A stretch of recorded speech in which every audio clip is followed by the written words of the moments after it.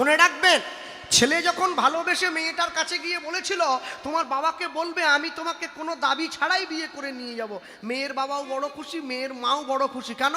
মেয়ের বাবা তো ট্রেনে হকারি করে সংসার চালিয়েছে, মেয়েকে মানুষ করেছে। যথাদিনে বড় ছেলে উকিলের চাকরি করে, বড় উকিল, মেয়েকে বিয়ে করতে গেছে, নিজের পয়সায় সোনা কিনে মেয়েকে সাজিয়ে বৌমা নিয়ে আসছে। বরযাত্রী যারা গিয়েছিল তারা খাওয়া দাওয়ার পরে দাঁত খুঁটোতে খুঁটোতে এসে বলছে পটলের সবজিতে এত নুন হয়ে গেছে না, আগে যদি জানতাম আমাদের ওখান থেকে রাঁধুনি পর্যন্ত নিয়ে আসতাম। আর এই যে অপমান করেছে, অপমানটা শুনে মেয়েটার চোখে জল এসে গেছে।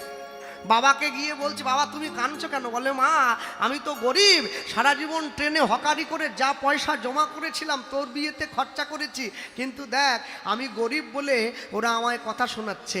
সেই মেয়ে, বাবার মেয়ে গিয়ে সমস্ত বরযাত্রীদের কাছে দাঁড়িয়ে বলছে আপনারা ঠিক বলেছেন, পটলের সবজিতে নুন বেশি হয়েছে। কেন হয়েছে জানে? কেন?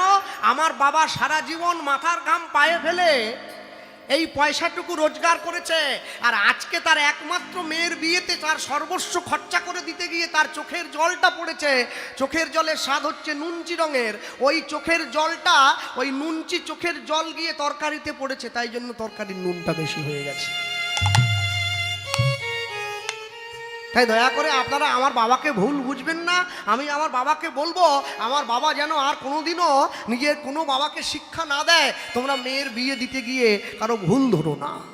মনে রাখবে, মানুষ জীবনে যাই করুক, সে যেভাবে যেমনভাবে চলুক, লক্ষ্যটা তার ঠিক রাখতে হবে। কেন?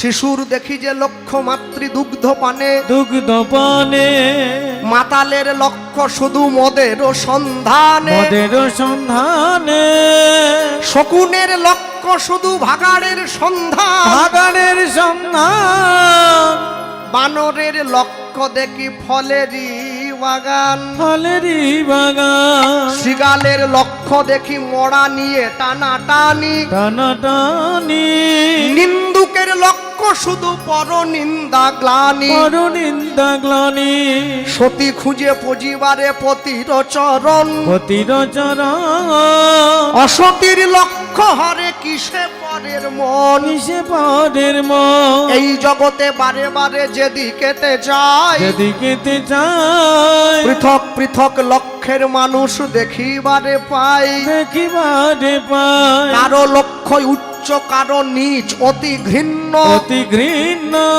কেহ বা বিদ্রুপের পাত্র, কেহ ধন্য ধন্য, ধন্য ধন্য, সব লক্ষ্য মাঝে কার লক্ষ্য শ্রেষ্ঠ বলে মানি, শ্রেষ্ঠ বলে মানি, যার লক্ষ্য আমার মহাপ্রভুর রাঙা চরণ দুখানি, চরণ দুখানি। লক্ষ্যটা ঠিক রাখতে হবে। লক্ষ্য যদি ঠিক না থাকে আপনি জীবনের লক্ষ্য ভ্রষ্ট হয়ে পড়বেন, আর লক্ষ্য ভ্রষ্ট হয়ে গেলে জীবনের আসল উদ্দেশ্য খুঁজে পাবেন।